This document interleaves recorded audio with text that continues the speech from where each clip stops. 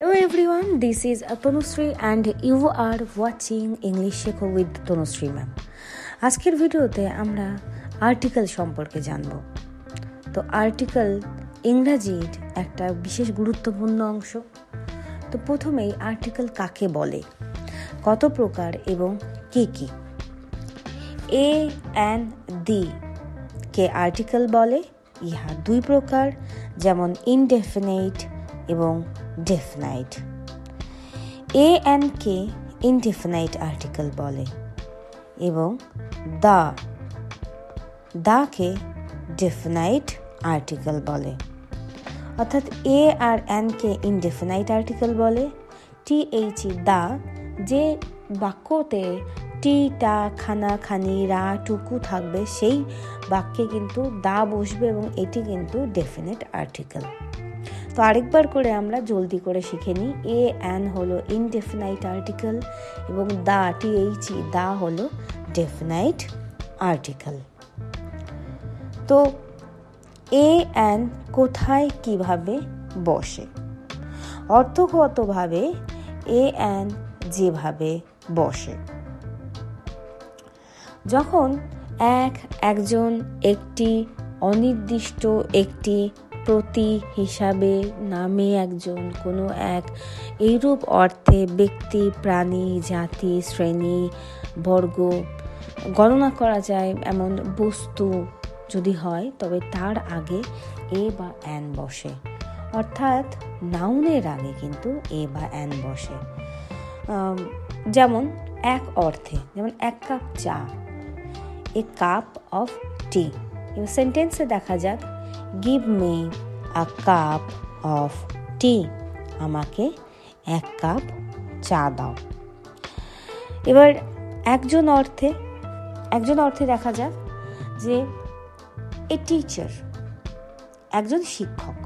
তো I saw a teacher teaching, আমি একজন শিক্ষককে পড়াতে দেখেছিলাম।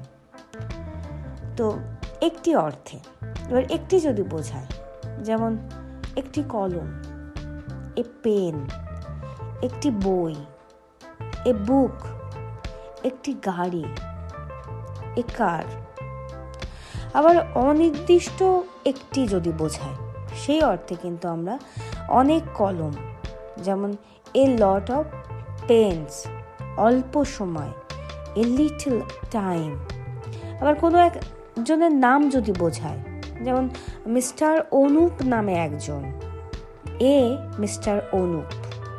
এবার সেন্টেন্সে দেখি, a mister Anup came here, Anup নামে একজন এখানে এসেছিল। কোনো এক বা একজন অর্থে, কোনো এক মিঠুন, এ মিঠুন said this, কোনো এক মিঠুন এ কথা বলেছিল। এবার এই যে কোনো একজন অনির্দিষ্ট অর্থে, এগুলো হয়ে গেল। এবার আমরা দেখব যে ঠিক কোথায় এ বসে। সাধারণত ওয়ার্ডের শুরুতে কনসোন্যান্ট থাকলে তার পূর্বে এ বসে। যেমন a book, a person, a house, a pen, a car, a boy, a man, a student, a half, a ripe apple, এগুলো সবগুলোর আগে কিন্তু এ বসলো। এবার দেখব যে কোথায় অ্যান বসে। সাধারণত ওয়ার্ডের শুরুতে যদি ভাওয়েল থাকে, এবার ভাওয়েলগুলো কি কি? এ, ই, আই, ও, ইউ থাকে, তবে তার পূর্বে অ্যান বসে। অর্থাৎ এ, ই, আই, ও, ইউ যদি সেই ওয়ার্ড বা শব্দের প্রথমেই হয়, যেমন English book, an English book, educated person, an educated person, egg, an egg, Apple, an Apple, old man, an old man, expert student, an expert student. এগুলো ক্ষেত্রে আমরা দেখলাম যে ভাওয়েল থাকার জন্য এইসব নাউনের আগে কিন্তু অ্যান বসলো। ওয়ার্ডের শুরুতে এইচ থাকা সত্ত্বেও কোথাও এ বসে এবং কোথায় অ্যান বসে। তো সেটাই আমরা জানবো আজকে, যে কোথায় এ এবং অ্যান বসাতে হবে। তো এইচ বিশিষ্ট ওয়ার্ডের ক্ষেত্রে কিন্তু এই বসে, কেবলমাত্র অনেস্ট, আওয়ার, অনারেবল, এয়ার এদের ক্ষেত্রে বসে অ্যান। অর্থাৎ যে সকল ওয়ার্ডের ক্ষেত্রে এইচ এর উচ্চারণ হয় না, এইচ এর পরবর্তী অক্ষরের উচ্চারণ হয়ে থাকে, সেক্ষেত্রে বসে অ্যান। যেমন honest, he is an honest man, তিনি একজন সৎ মানুষ। Hour, it needs an hour to go there, সেখানে যেতে 1 ঘন্টা লাগবে। Honourable, an honourable man is liked to all, একজন সৎ লোক সকলের কাছে পছন্দনীয় হয়। Heir, the man left an heir here, লোকটি এখানে একজন উত্তরাধিকারী রেখে গেছেন। এখানে এয়ার মানে হচ্ছে উত্তরাধিকারী। অর্থাৎ এইচ, এই সবকটা যে আমরা সেন্টেন্স দেখলাম তাতে কিন্তু উজ্জ রয়েছে, কোথাও এইচের উচ্চারণ হয়নি, আমরা অ উচ্চারণ দেখেছি। এবার ওয়ার্ডের শুরুতে ও থাকা সত্ত্বেও কোথায় অ্যান বসে এবং কোথায় এ বসে সেটা জানবো, বা কেন বসে সেটা জানবো।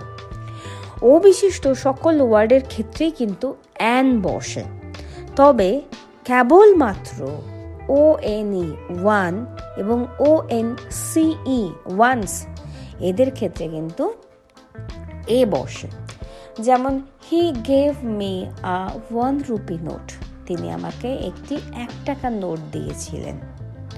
পরের sentence, Mister Rajdeep was a once famous teacher, অর্থাৎ এখানে কিন্তু মিস্টার রাজদীপ যে তাকে একসময় বিখ্যাত যে শিক্ষক ছিলেন সেই কথা বলা হয়েছে।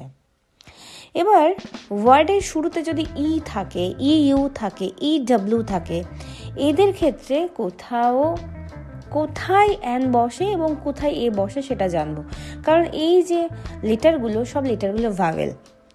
তো ই, ই ইউ, ই ডাব্লিউ বিশিষ্ট সকল ওয়ার্ডের ক্ষেত্রেই কিন্তু অ্যান বসে, তবে ই, ই ইউ, ই ডাব্লিউ যখন ইউ এর মতো উচ্চারিত হয় তখন এদের ক্ষেত্রে কিন্তু এ বসে। যেমন a U, a European, a uniform, a university, a useful thing, a unique matter, a union. এবার কয়েকটা সেন্টেন্স দেখা যাক। The cow is a useful animal, গরু একটি উপকারী জন্তু, প্রাণী বা জীব। পরের sentence, Dona is a university student, Dona একজন বিশ্ববিদ্যালয়ের ছাত্রী। A temple is a unique place, মন্দির একটা অনুপম জায়গা, অনুপম সুন্দর স্থান বা অতুলনীয় সুন্দর স্থান। হি বট এ ইউ, সে একটি ভেড়ি কিনেছিল। তো এই সমস্ত যে ওয়ার্ডগুলো দেখছি সবগুলো কিন্তু ভাওয়েল দিয়ে শুরু হয়েছে, তবুও আমরা এ বসিয়েছি।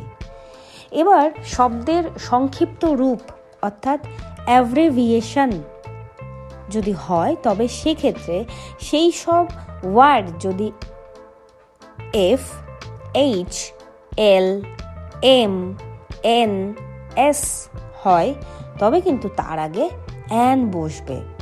অর্থাৎ এই সমস্ত যদি আমরা লেটারগুলো খেয়াল করি তবে এফ, এইচ, এল, এম, এন, এস এদের কিন্তু প্রথমেই এ উচ্চারণ হচ্ছে, ভাওয়েল উচ্চারিত হচ্ছে।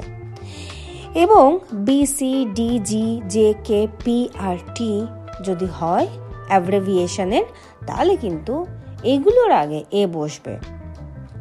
যেমন he is an MA, he is an MBBS, he is an LLB, he is an FRCS, he is an SP, he is an MP, he is an SB ইত্যাদি। এবার বিশেষ দ্রব্যষ্ঠ বা নোট হিসাবে বলা যায় যে ভাওয়েল উচ্চারিত হয় অর্থাৎ এ উচ্চারিত হয় এমন অক্ষরগুলি হচ্ছে F, H, L, M, N, S। এবার আমরা আরো সেন্টেন্স দেখি, she is a BA, she is a BSc, she is a BCom ইত্যাদি ক্ষেত্রে কিন্তু আমরা দেখলাম যে এ বসেছে অ্যাব্রিভিয়েশনের আগে। আবার ভৌগোলিক যদি সংক্ষিপ্ত নাম হয় কোনো একটা জায়গার বা কোনো একটা স্থানের, তবে সেই সমস্ত জায়গার আগে কিন্তু এ এন বসবে না, সেই সমস্ত জায়গার আগে বসবে দা, THE, দা। যেমন he lives in the USA, he lives in the UK, or he lives in the UAE। এবার uses of the, এবার দি এর ব্যবহার কোথায় কোথায় হচ্ছে সেন্টেন্সে সেটা জানবো। যে সকল শব্দের সাথে টিটা খানাখানিরা যুক্ত থাকবে বা উচ্চারিত হবে, ঠিক কিন্তু তাদের পূর্বে দা বসে, কিংবা নির্দিষ্ট করে যদি বোঝায় তাহলে কিন্তু দা বসে। I like the boy very much, আমি ছেলেটিকে খুব বেশি পছন্দ করি। গিভ মি দ্য বুক, বইটি আমাকে দাও। দ্য বয়েজ আর প্লেয়িং, ছেলেরা খেলিতেছে। The man who came here yesterday is my teacher, যে লোকটি গতকাল এখানে এসেছিল তিনি আমার শিক্ষক। অর্থাৎ একটা বিশেষভাবে বোঝানো হচ্ছে, সেই হিসাবে কিন্তু দা বসেছে। এখানে যদি আমরা আবার দেখি যে মানুষ জাত ব্যতীত কোনো অন্যান্য জাতি বোঝানো হচ্ছে, যেমন কোনো দেশবাসী বোঝাচ্ছে, যেমন দ্য ইংরেজদের বোঝানো হচ্ছে, দ্য ইন্ডিয়ান ভারতীয়দের বোঝানো হচ্ছে, দ্য আমেরিকাবাসীদের বোঝানো হচ্ছে। আবার ধর্মীয় জাত যদি বোঝায়, যেমন দ্য মুসলমানেরা, দ্য হিন্দুরা, দ্য খ্রিশ্চানরা। আবার অবস্থানগত জাত, যেমন দ্য রিচ ধনীদের বোঝানো হচ্ছে, দ্য পুয়ার দরিদ্রদের বোঝানো হচ্ছে, দ্য পায়াস ধার্মিকদের বোঝানো হচ্ছে। এরপরে যদি দেখি যে বংশগত জাত, সম্প্রদায়গত জাত, যেমন ইতিহাসে আমরা পড়েছি যে মুঘল, তো দ্য মুঘলস আমরা বলতে পারি। আবার মানুষের পেশা, পদবি, উপাধি, জাত যদি বোঝায় তাহলে কিন্তু সেক্ষেত্রে আমরা বলতে পারি the principal, the president, the army ইত্যাদি বলতে পারি। আবার যদি পশু, পাখি, জীব জন্তু, জাতীয় বা একজাতীয় সকলকে বোঝায়, সেক্ষেত্রেও কিন্তু সেই সমস্ত একত্রে বোঝানোর ক্ষেত্রে দা ব্যবহার হয়। যেমন the cow is a useful animal, এখানে দ্য কাউ কিন্তু অল কাউসকে বলছে। আবার the dog is a faithful animal, অর্থাৎ দ্য ডগ বলতে অল ডগসকে বোঝানো হচ্ছে, সমগ্র কুকুরদের বোঝানো হচ্ছে যে তারা বিশ্বস্ত প্রাণী। আর সমস্ত গরুদের বলা হচ্ছে যে খুব প্রয়োজনীয় একটা প্রাণী।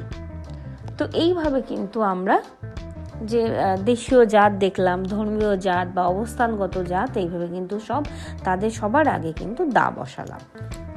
এবার যা পৃথিবীতে একটি আছে, দ্বিতীয়টি নেই, এমন ওয়ার্ডের পূর্বে কিন্তু দা বসে। যেমন পৃথিবী, চন্দ্র, সূর্য, গ্রহ, তারা, আকাশ, বাতাস, নদী, সাগর, পর্বতশ্রেণী, উত্তর, দক্ষিণ, পূর্ব, পশ্চিম, ধর্মগ্রন্থ, এগুলোর কিন্তু আগে কিন্তু আমাদের দা বসাতে হবে। যেমন the earth, the world, the moon, the stars, the west, the south, the sky, the Padma, the Pacific প্রশান্ত মহাসাগর, the holy Quran, the Gita, the Bible ইত্যাদি কিন্তু নামের পূর্বে আমাদের দা বসবে। আবার বিখ্যাত ব্যক্তির নাম, প্রসিদ্ধ স্থানের নাম, সংবাদপত্রের নাম, বিখ্যাত প্রতিষ্ঠানের নাম, জাহাজের নাম, স্টিমারের নাম, ট্রেনের নাম, প্রসিদ্ধ ঐতিহাসিক ঘটনার যেমন যুদ্ধের নাম, লেখকের নাম সহ গ্রন্থের নাম, হোটেলের নাম, সিনেমা গৃহের নাম, বাদ্যযন্ত্রের নাম, তারিখের নাম, ভৌগোলিক নাম ইত্যাদি নামের আগে দা বসে। যেমন দ্য অলমাইটি গড, তারপরে হচ্ছে the Punjab, the Battle of Panipat, the Sonar Tori of Rabindranath, the Second World War, the Taj Mahal, the Titanic, the piano, the 27th March, the 11th of this month, the USA. তো এগুলোর আগে কিন্তু দা বসলো।